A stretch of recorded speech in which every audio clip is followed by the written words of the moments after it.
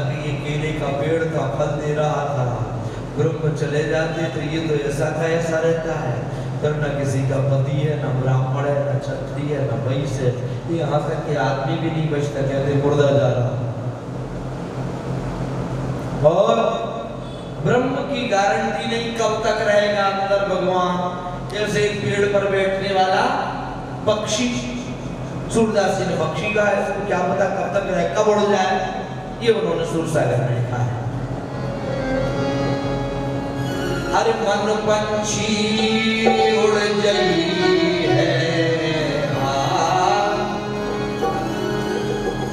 मन पंछी उड़ जाई है, जाने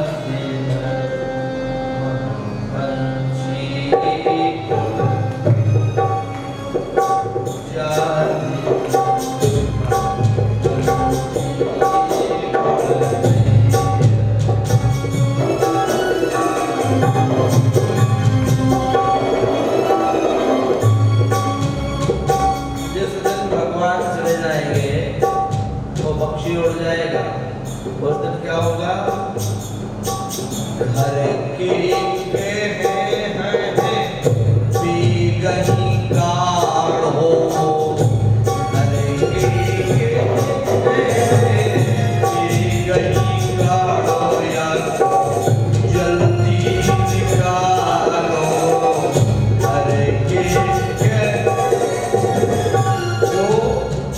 इंतजार करते थे, ऑफिस की छुट्टी तो 4 बजे हो जाती है, पर 8 बज गए क्यों नहीं आया, चलो ढूंढो। जो इंतजार करते थे वो क्या कहेंगे? जल्दी निकालो, जल्दी। क्यों? अभी तक बेटा था ना, पति था, पिता था, अब कहते ज्यादा देर रखोगे तो भूत बन गए। भूत भयो को खइए जाने मन पंछी उड़।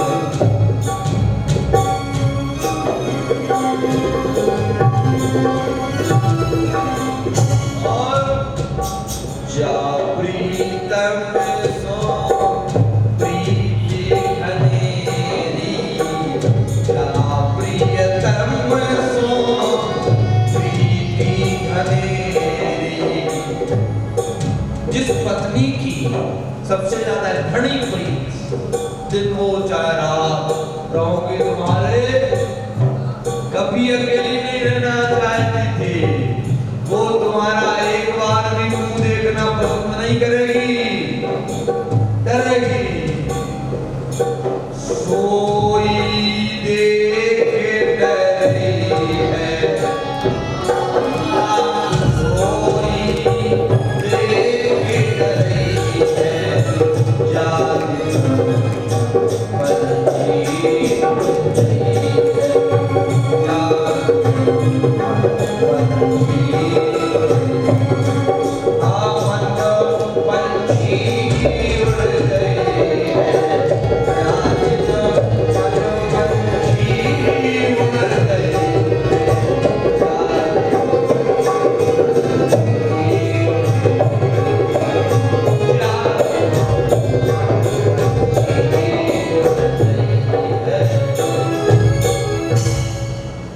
प्रकार से उस दिन कोई तुम्हारा ऐसा उपदेश ऋषभदेव भगवान ने अपने 100 बेटों को और उपदेश दे करके जंगल में चले।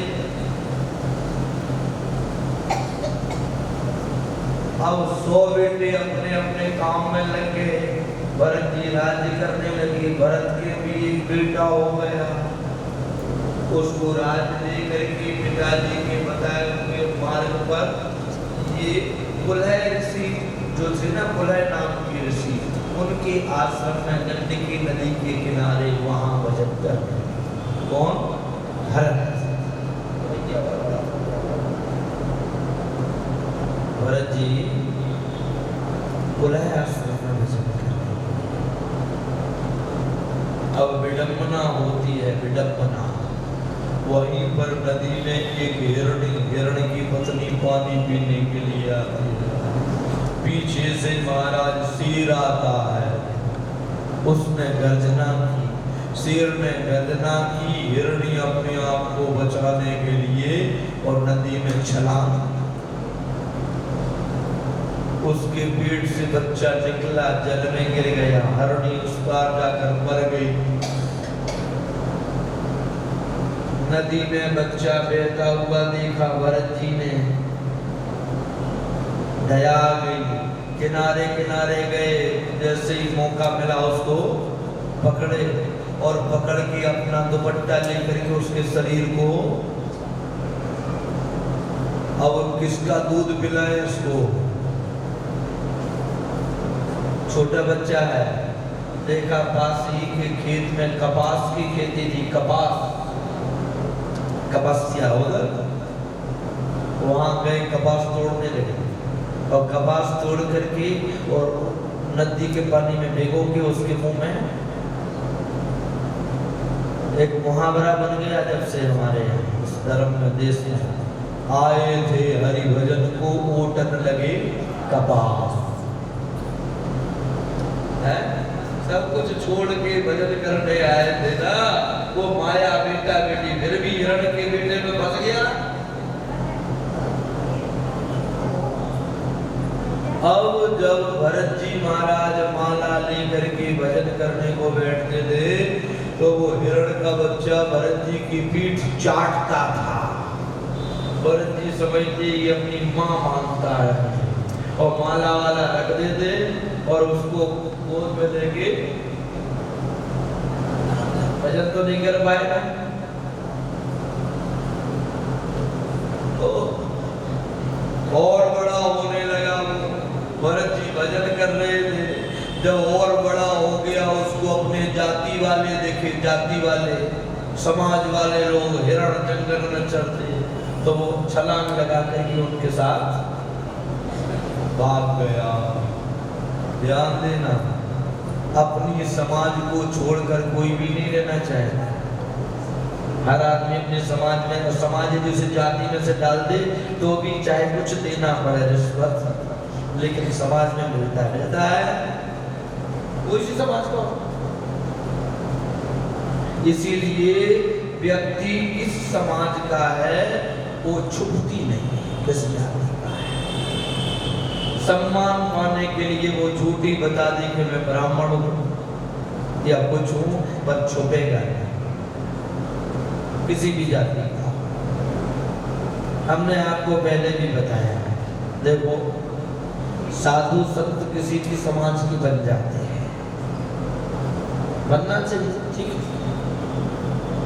लेकिन अब जब भगवान मर्यादा पुरुषोत्तम का मंदिर बन गया तो मुझे लगता सब जाओगे अयोध्या, पहले भले न गए हो।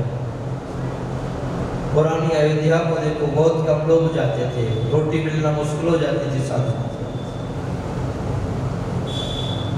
उस समय में आपने देखा होगा तो, या अब देखना, श्री मनी रामदास जी की छावनी के सामने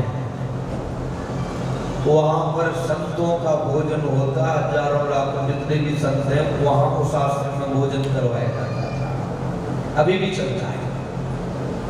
और वहां पर जो रसोई बनाते हैं ना, रसोई, वहां ब्राह्मण घर के ही साधु है वो संत, दूसरी जाति के संत जीवो सेवा करो, रसोई में नहीं, ये उनका नियम रहा, ठीक है। अब एक संत जी गए वहां, उन्होंने जाके कहा कि भाई हम रसोई में सेवा करना चाहते हैं। कहा किस समाज से तुम्हारा शरीर जन्म लिया था? तो कहा ब्राह्मण। ठीक है, चलो क्या करोगे? बोले फुल का बटूंगा।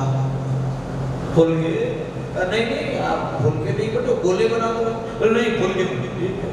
फुल का बटता तो उस फुलके में टुकड़ा हो जाता, फुलके में छेद हो जाता, क्रैक हो जाता। तो वो बेटा क्या करता, दूसरे और दोबारा उस फुलके को मिटाता और बनाता नहीं था, दूसरा आटा लेकर के उसमें टिकली लगा देता, कारी लगा देता।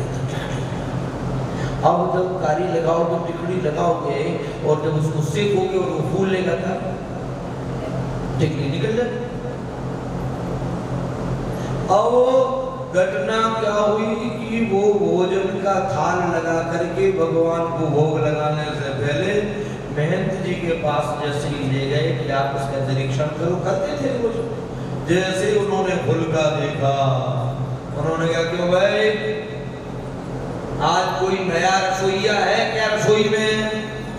कहा महाराज है। तो बोले बुलाओ। बुलाया। हाँ भाई कौन है आप?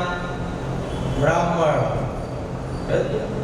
जैसे ही ब्राह्मण का महाराज ने सब संतों का सुनो, वो मेरे धोने में वहां लोगों के लोहे के चिटिया लगे हुए हैं, चमड़े लाल हो चुके, लाओ मारो इनको। बस कहना ही तो था। जैसे इतना कहा तो उसने महाराज धड़ाम से चरणों में गिरा, बोले महाराज मैं तो नौना चमार हूं। बोले हम पहले ही समझ गए थे कि तेरे अंदर खून है, कि बेचारे इनका काम है जूता चुराना, जूते रिपेयर करना, तो तू रोटियों को भी रिपेयर करके देगा। वो खून का प्रभाव कहीं जाएगा क्या? इसमें मैं निंदा नहीं कर रहा हूं उनकी, व्यास गद्दी पे बैठकर और उनकी कथा कही जा रही है, केवल एग्जाम्पल ये दिया जा रहा है कि जाति छुपती नहीं है।